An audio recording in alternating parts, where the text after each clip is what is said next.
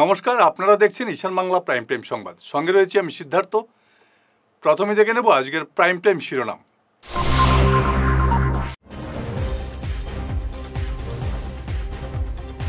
বরাকের বাঙালিদের অপমান, প্রশান্ত চক্রবর্তীকে গ্রেফতারের দাবি জানালো বিডিএফ।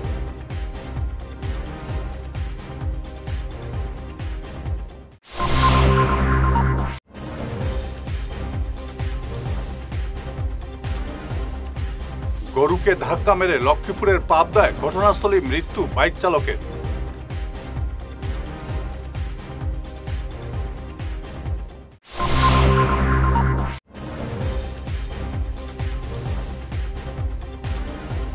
শরৎপল্লীতে গৃহবধূর রহস্যজনক মৃত্যু, এলাকা জুড়ে চাঞ্চল্য।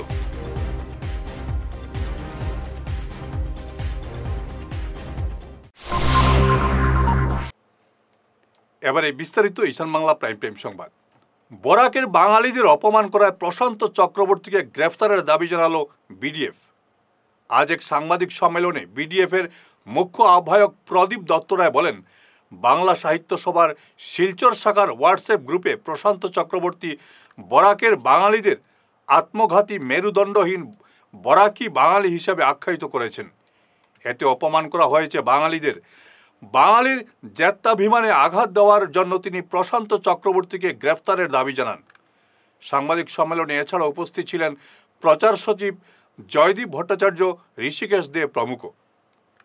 বরাকের বাঙালিকে মেরুদণ্ডহীন এবং বরাকি বাঙালি একথা বলার সাহস পায় কি করে প্রশান্ত চক্রবর্তী? নিজে একজন উড়িয়া হয়ে বাঙালির পরিচয় নিয়ে বাংলার বিরুদ্ধে এত বড় কথা বলার সাহস সে পায় কি করে? আমরা বরাক ডেমোক্রেটিক ফ্রন্ট থেকে অবিলম্বে তাকে বাঙালিদের অপমান করার জন্য, আসামের 1,20,00,000 বাঙালিকে অপমান করার জন্য তাকে অবিলম্বে গ্রেপ্তার করার জন্য আমরা দাবি জানাচ্ছি মুখ্যমন্ত্রীর কাছে। এই যে তথাকথিত বাংলা সাহিত্য সভা, এই বাংলা সাহিত্য সভার সঙ্গে বরাক উপত্যকার কোনো সম্পর্ক নেই।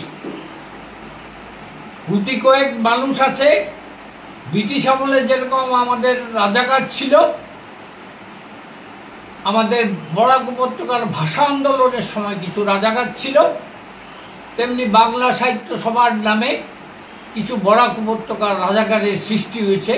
এদের চিহ্নিত করা হোক এবং এদের সামাজিকভাবে বয়কট করা হোক। আজকে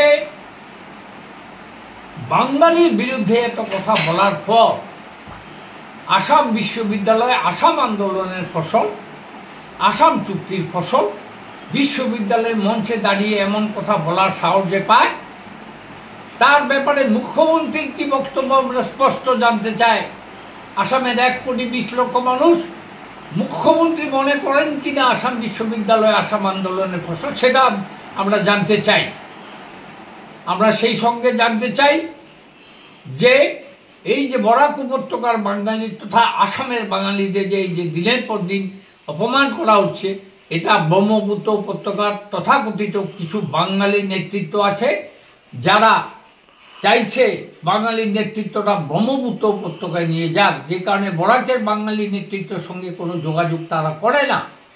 আর আরেকটা জিনিস আমি অত্যন্ত সতর্কতার সঙ্গে লক্ষ্য করছি যে সরকার এককালে হিন্দু মুসলিমের মধ্যে ভুল বোঝাবুঝি সৃষ্টি করে এখন বাঙালি হিন্দুদের মধ্যে একটা ডিভিশন আনার চেষ্টা করা হচ্ছে।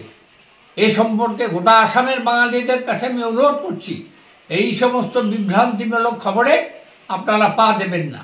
সেই সঙ্গে আমি আমাদের বরাক উপত্যকার 15 জন বিধায়ক, 3 জন সাংসদ, 2 জন মন্ত্রী আছেন, তারা স্পষ্টভাবে তাদের বক্তব্য বলুক, আসাম বিশ্ববিদ্যালয় আসাম আন্দোলনের ফসল না বরাক উপত্যকার মানুষের আন্দোলনের ফসল। গরুকে ধাক্কা মেরে ঘটনাস্থলে মৃত্যু হলো এক বাইক চালকের। হত যুবকের নাম শাহেদ হোসেন। তার বাড়ি লক্ষ্মীপুরের পাবদা বস্তিতে। গতকাল রাতে ঘটনাটি সংঘটিত হয়েছে লক্ষ্মীপুরের পুটিখাল এলাকায়। বাজার থেকে বাড়ি যাওয়ার পথে রাস্তায় এক গরুকে সজোরে ধাক্কা মারে বাইক। সঙ্গে সঙ্গে সড়কে ছিটকে পড়েন বাইক চালক শাহেদ। স্থানীয়রা তাকে রক্তাক্ত অবস্থায় হাসপাতালে নিয়ে গেলেও চিকিৎসক মৃত বলে ঘোষণা করেন। শিলচর শরৎপল্লীতে এক গৃহবধূর রহস্য মৃত্যুকে কেন্দ্র করে এলাকায় চাঞ্চল্য দেখা দিয়েছে। মৃত গৃহবধূর নাম সরস্বতী দেব। গতকালের এই ঘটনায় এলাকায় তীব্র চাঞ্চল্য ছড়িয়ে পড়েছে। সরস্বতীর নিকটাত্মীয়রা ঘটনাকে খুন বলে অভিযোগ তুলেছেন। তারা সরস্বতীর স্বামী রিন্টু দেবের বিরুদ্ধে পুলিশে মামলা দায়ের করেছেন। মৃত সরস্বতীর 5 বছরের এক সন্তান রয়েছে। 4টার সময় বিকালে বিয়া হয়েছে বর্দা হই আমি হচ্ছে বর্দা তো আমরা ঘর বদলাইতাম, ঘর দেখাতে গেছে আর মোবাইল চার্জ মোবাইলটার ব্যাটারি নষ্ট হয়ে গেছে। তো এখন না সত্যি তো আগের মতন হয়ে গেছে, অসুখ হয়ে গেছে। আমি হচ্ছে বই রয়েছে না মেডিকেল লইয়া যাই, মেডিকেল নিলে সব চিকিৎসা হয়। আগে তো একবার লইয়া যাবাইছে, এখন লইয়া যায়। এখন আমি সামনে যেতাম, আমি কাজে তাইরে পয়সা কই পাইতাম আর তাইরে তুই আমি কই কাজে যেতাম, তাই দেখে দেখো আমি যে আমার জামাই আমার দেখেন না, আমি তো একলা থাকি জামাই আর বউ। আপনি বিয়া করছেন, আপনি লইয়া যেতেন না জামাইয়ে যেহেতু বউয়ে যেহেতু জামাইটা দেখে না আর জামাইয়া যেহেতু বউরে দেখে না, কীরকম সংসার করবা। আপনারা তো গরম ভর্তি, তোমার মাও আসুন, তোমার ভাইও আসুন, 4-5 জন তারা রাখো না এটা করছি। তারপরে যখন আমি আমার নন্দরে ফোন করছি গুফারে, কইলাম গোপালের সঙ্গে কথা হোক, গোপালের সঙ্গে কথা হচ্ছে না, গেছে গিয়া এরপরে আবার বিলে দিও লক্ষ্মী সারা করে গেছে জানি না। এটা কি নাম মারা গেছে, যে কি নাম?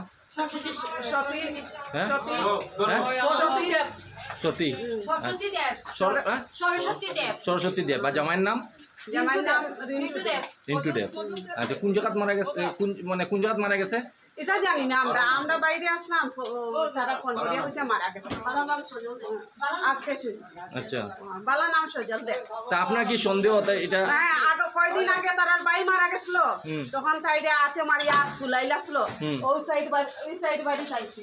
আচ্ছা, আইছে কয় তাই বলে এটা পরিষ্কার করে না, রান্তার লাগি। আপনাকে মেয়ের কি হয়? আমার ননদ। আচ্ছা, তে মেয়ের মা বাবা নাইনি? মেয়ের মা বাবা কেউ নাই না। আচ্ছা, মা বাবা কেউ নাই, বড় ভাই আছে আর ছোট ভাই ওরকম হরিয়া তার ঘরে যেহেতু আগে গত বছর ওরকম তারও ওরকম অসুস্থ হয়েছে, এরপরে গিয়া পরিষ্কার করিয়া 2 মাস পরে আমার দেওয়ারও নাইনি। বেঙ্গালুরুতে ভয়ঙ্কর দুর্ঘটনায় মৃত্যু হল সুনাই মোহনপুরের বাসিন্দা লরি চালক আফজল হোসেনের। গুরুতর আহত হয়েছেন সুনাই কচুদরম এলাকার বাসিন্দা সহচালক নুরুল হাসান। গতকাল পণ্য বোঝাই লরিটির নিয়ন্ত্রণ হারিয়ে সড়কে পাল্টি খায়। সঙ্গে সঙ্গে লরিতে আগুন লেগে যায়। স্থানীয় জনগণ ও পুলিশ লরির ভেতর থেকে চালকের মৃতদেহ উদ্ধার করেন এবং সহচালককে রক্তাক্ত অবস্থায় উদ্ধার করে হাসপাতালে পাঠিয়ে দেওয়া হয়। গত 24 ঘন্টায় কাছাড়ের বিভিন্ন স্থানে অভিযান চালিয়ে প্রায় 2,56,00,000 টাকার নেশাদ্রব্য বাজেয়াপ্ত করেছে পুলিশ। সঙ্গে আটক করা হয়েছে 3 মহিলা ও 1 পুরুষ পাচারকারীকে। শিলচর, লক্ষ্মীপুর এবং ধলাইয়ের বিভিন্ন স্থানে অভিযান চালিয়ে এই বৃহৎ পরিমাণ ড্রাগস সহ পাচারকারীদের আটক করেছে কাছাড় পুলিশ। ফিরে আসছি ছোট্ট বিরতির পর, সঙ্গে থাকুন। ভাইটাস ফর্মুলেশনের সৌজন্যে মাছ চাষের এক যুগান্তকারী পদক্ষেপ। মাছের ফিশারিতে গ্যাস না হওয়ার জন্য ব্যবহার করুন জিওজেন। জল পরিষ্কার করে পিএইচ ব্যালেন্স নিয়ন্ত্রণ রাখে। মাছের দ্রুত বৃদ্ধির জন্য ব্যবহার করুন ফিশ গ্রো। মাছের হজম শক্তি ও সৌন্দর্য এবং ওজন বৃদ্ধির জন্য ব্যবহার করুন ডিজিটাল। মাছ যাতে অক্সিজেনের অভাবের জন্য জলে না ভাসে তার জন্য ব্যবহার করুন অক্সিপিল ট্যাবলেট। মাছের চর্মরোগ ও মাছ লাল হয়ে যাওয়া রোগ প্রতিরোধের জন্য ব্যবহার করুন আয়োডোলিন। গরুর দুধ বৃদ্ধির ও ক্যালসিয়ামের জন্য ব্যবহার করুন কেলডিপ্লেক্স গোল্ড। গরু, ছাগল, মুরগি ইত্যাদি পশুর লিভার সঠিকভাবে কাজ করার জন্য ব্যবহার করুন লিভোটক্সিন। ডিলারশিপ নেওয়ার জন্য ও বিশদ বিবরণ জানার জন্য যোগাযোগ করুন এই নম্বরে 6000927476 69018043006। সোনার সংসার জুয়েলার্স, সোনা মানেই সোনার সংসার। আমাদের এখানে রয়েছে চূড়, বালা, ব্যাঙ্গল, মান্তাসা, চেইন, রিং, চুড়ি। 50,000 টাকার সোনার গহনা কেনাকাটা করলে রয়েছে একটি নিশ্চিত উপহার। 5 লক্ষ টাকার ওপরে কেনাকাটা করলে একটি ডায়মন্ড রিং উপহার হিসেবে পাওয়া যাবে উইথ 50% মেকিং অফ, অর্থাৎ মজুরি 50% ছাড় রয়েছে। ইএমআই সিস্টেমে সোনা পাওয়া যাবে। মাসিক কিস্তিতে সোনা কিনতে পাওয়া যাবে। 12 মাসের কিস্তি জমা দিলে 13 মাসের কিস্তি সম্পূর্ণ বিনামূল্যে। পুরনো সোনার বদলে নতুন সোনার গহনা পাওয়া যাবে। এছাড়াও আমাদের মধ্যে রয়েছে ডায়মন্ড রিং, গলার হার, মঙ্গলসূত্র।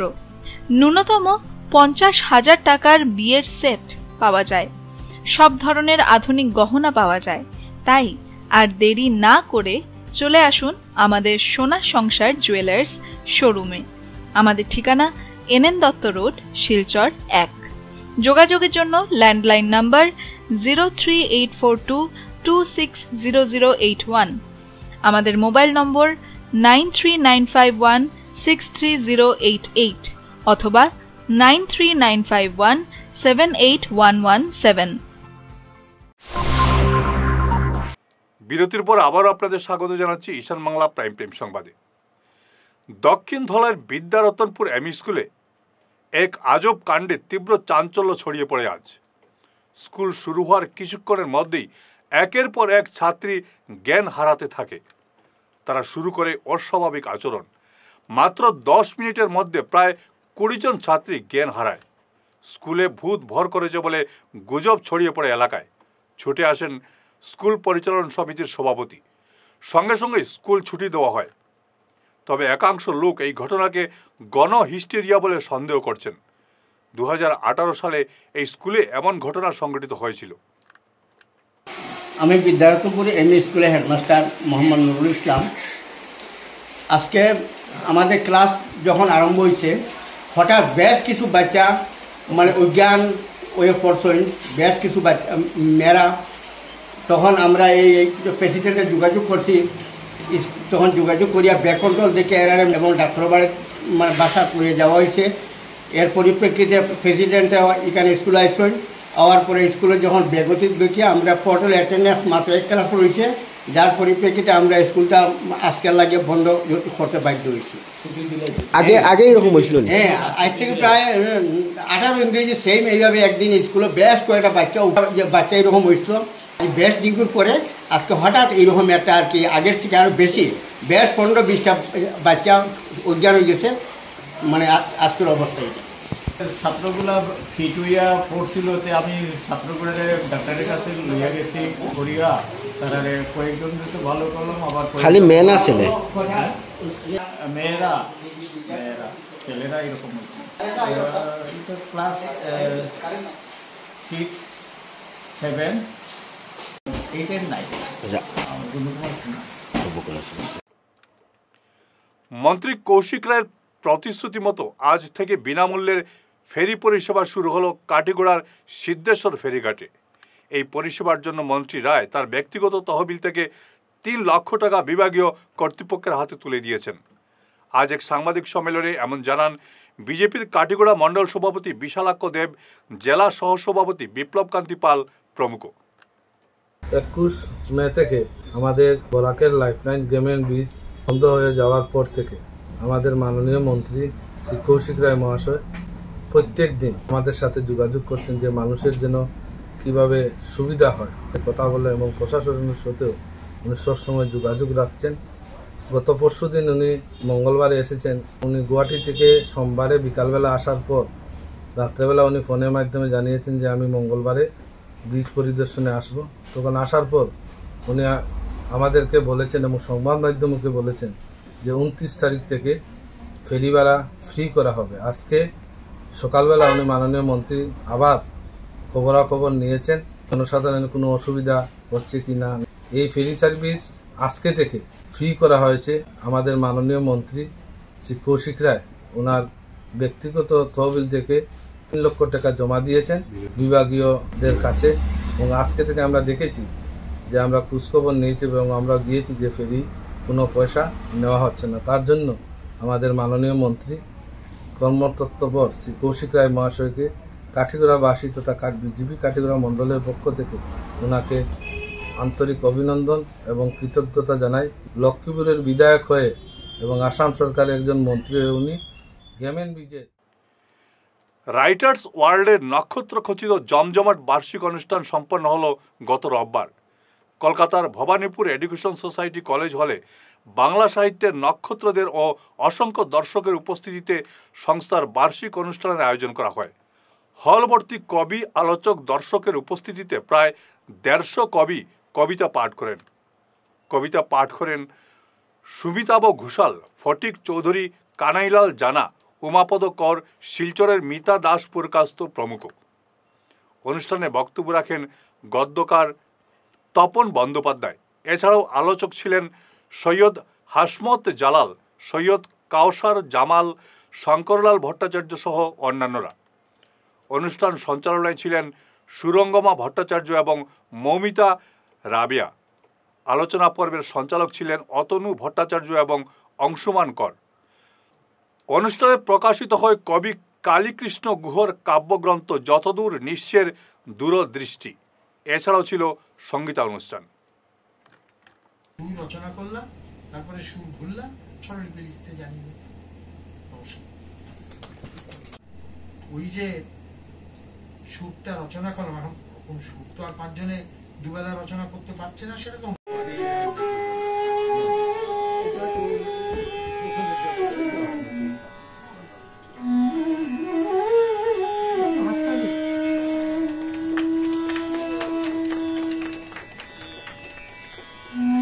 শেষ করার আগে ঈশান বাংলা প্রাইম টাইম শিরোনাম আরও একবার।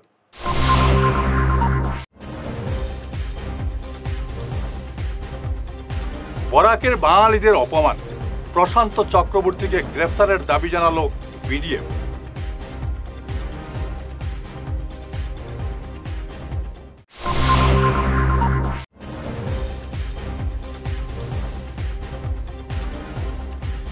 গরুকে ধাক্কা মেরে লক্ষ্মীপুরের পাবদায় ঘটনাস্থলে মৃত্যু বাইক চালকের।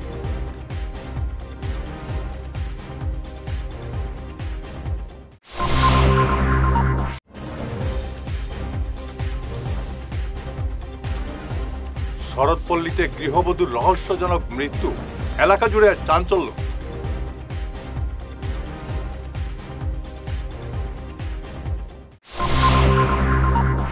আজকের মতো ঈশান বাংলা প্রাইম টাইম সংবাদ এ পর্যন্তই। নমস্কার।